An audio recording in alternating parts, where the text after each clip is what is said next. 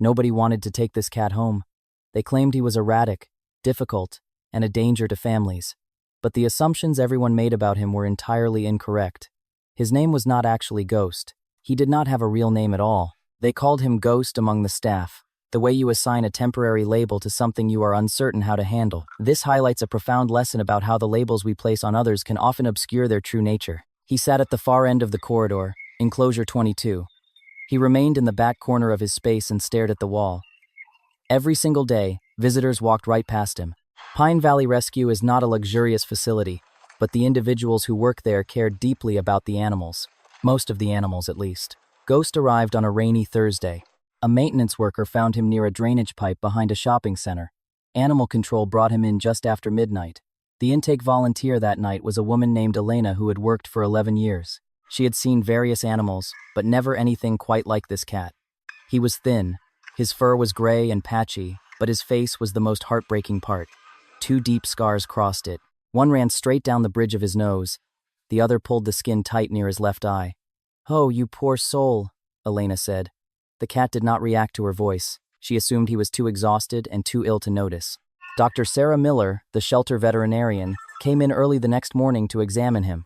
She treated his wounds, gave him fluids, and estimated his age at somewhere between 8 and 12 years. Old for a stray, too old in the world of shelters. "He is a survivor," Dr. Miller said, looking at the scars. "He has endured a great deal." She put him in the recovery room for 2 weeks, and then they moved him to the main adoption corridor. That was when the trouble began. The first incident happened on his 3rd day in general housing. A young volunteer named Liam was cleaning the enclosures. He was moving quickly, the way young people always do. He reached Ghost's space, unlatched it fast, and reached in to swap out the water bowl. The cat exploded. He did not hiss first. He simply erupted without warning, all claws and fury, slashing at Liam's hand before the volunteer even realized what was happening. Liam stumbled backward. 3 other cats cried out in panic. "What is wrong with you?" he asked. Inside the cage, Ghost had retreated to the back corner again. His chest heaved. His eyes were wild and glassy. But Liam did not see terror. Liam saw aggression. He went to find Elena. She came to look. She stood in front of the cage and spoke calmly. "Hey there," she said. "Nobody is going to hurt you." The cat stared past her almost like she was not there. She reached toward the bars slowly. He hissed. Elena pulled her hand back. "Okay," she said quietly. "Okay, we will give you space." She updated his intake card that afternoon. Likely aggressive, approach with caution, not recommended for families with children or other pets. She did not mean it as a punishment, but that card would follow him for months, and it would close doors before he ever had a chance to walk through them. This reminds us how easily a label can define a life before we truly understand the struggle behind the behavior. The weeks passed. The incidents kept happening, not every day, but often and dramatically enough that everyone on staff knew to be careful around enclosure 22. One morning, a volunteer opened his cage to place fresh food inside. She did it the way she always did, quickly, efficiently, the way you open 100 cages in a shift without thinking. Ghost hit the back of the cage so hard the whole structure rattled. He made a sound that was somewhere between a hiss and a scream. Ghost threw himself against the side of the cage and slashed at the bars. His eyes were enormous and wild. He looked like something was very, very wrong. But nobody could figure out what it was. "Maybe he was mistreated," Elena said. "Maybe he was a fighting cat," Liam suggested. "Maybe he has a neurological issue," Dr. Miller offered. She examined him again, found nothing obvious, nothing she could point to. She noted on his chart that he might have anxiety related to past trauma. That was the best explanation anyone had, but it was not the right one. This is a powerful lesson in how our own limited perspectives can blind us to a simple physical truth. The complaints started arriving in November. The first was from a couple who had come in hoping to adopt a cat for their daughter. They had been walking down the main corridor when Ghost launched himself at the bars of his cage as they passed. The entire family stared at the cage with an expression of pure shock. They filed a written complaint the next day. "That animal is dangerous," it said. "It should not be kept near normal cats. It frightened our daughter badly. We will not be returning to this shelter." The shelter director, a quiet man named Arthur Sterling, read the complaint and rubbed his temples. He moved Ghost's cage, not out of the shelter, just further down the hallway, toward the end, where the foot traffic thinned and the light was dimmer, away from the main flow of visitors, away from the cheerful signs and the hopeful energy of a place where families came to find their new pets. But the second complaint came in December, then a third in January. One woman wrote that she could hear him hissing from across the room and that it was deeply unsettling, and that animals like that should be humanely handled. Arthur filed all 3 complaints in a folder in his bottom drawer. He did not know what to do with them. He did not know what to do with Ghost at all. Ending his life felt wrong. The cat was not truly dangerous. He had never seriously injured anyone. But transfer to another shelter felt like passing a problem somewhere else, which was its own kind of wrong, so Ghost stayed. The potential adopters became a kind of ritual cruelty. They came on weekends, mostly couples, families, single people looking for companionship. They walked in through the front door and immediately turned left toward the kitten room. That was always the main attraction. Then they drifted into the main hallway. They looked at the young cats with their bright eyes and their enthusiastic behavior at the front of their cages. Only some of them walked the full length of the hallway. They walked in, looked at the scars, read the card, and walked away after no more than 10 seconds. Nobody had requested an in-person consultation. It happened so consistently, so mechanically, that the staff had stopped really seeing it. It had become background noise, just the way things were at the end of the hallway. It is a sad reality how often the most broken among us are the ones we eventually stop seeing entirely. Not one person in the first 4 months asked to spend time with him. Not one person asked about his history. Ghost sat in his corner and watched them go. February came. The shelter was quieter in winter. Fewer visitors, fewer adoptions. Ghost had been at Pine Valley for almost 4 months. He had not been adopted. He had not even come close. His behavior had not improved. If anything, it had gotten slightly worse. He spent more and more time staring at the corner of his cage. Not pacing, not reacting, just sitting and staring like he had decided something. Before we continue with what happens next, please do not forget to like and subscribe. It really helps the channel grow. You are not going to believe where this story is about to go. The volunteer who changed everything was named Maya Rossi. She was studying to be a veterinary technician and had taken the volunteer position to get practical experience. She was not especially experienced. She was not especially bold. She was simply someone who paid attention.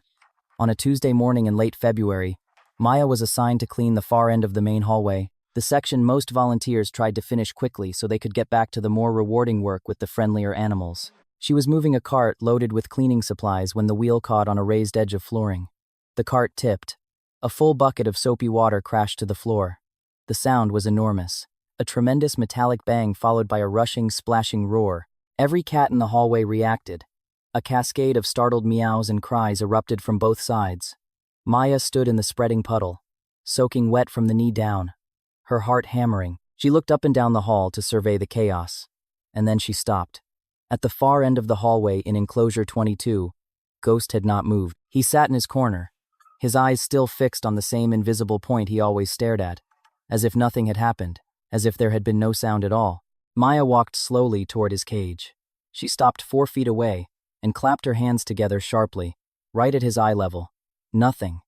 He did not flinch. His ears did not rotate. She clapped again, louder. Nothing. Maya's heart was beating very fast now. She reached out slowly and tapped the metal frame of his cage 3 times, gently.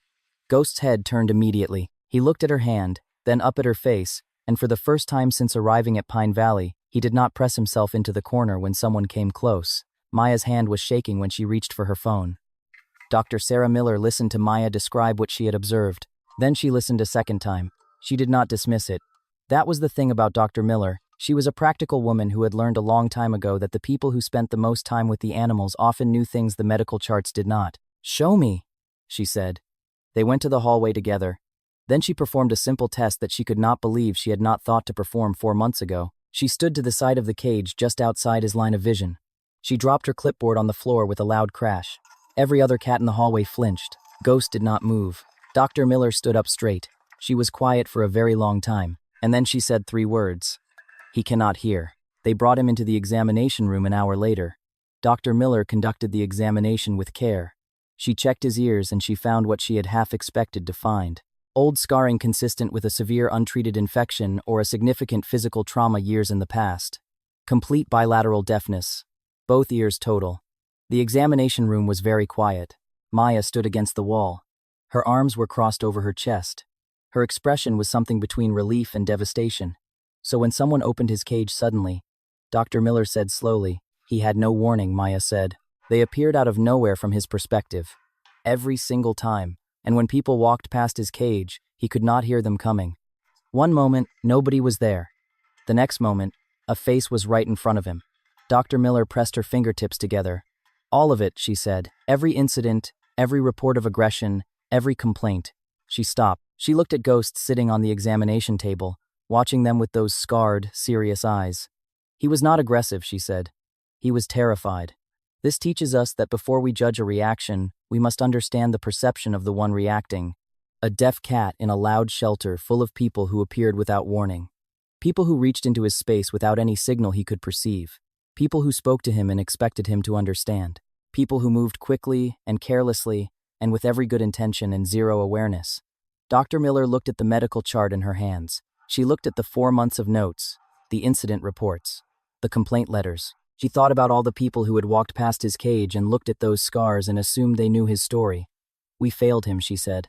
Her voice was very quiet. It was not a question. What happened next happened slowly. That is the truth of it. It was not an overnight transformation. It was not a movie moment where everything changed at once. It was patient, careful, daily work. Maya developed a protocol. 3 taps on the cage frame. Wait for him to look up. Let him register that someone is there. Then proceed. She made a laminated sign and attached it to enclosure 22. Deaf cat. Tap frame 3 times before approaching. Wait until he sees you. Do not make sudden movements. She trained every volunteer, every staff member. She walked through it with them one by one.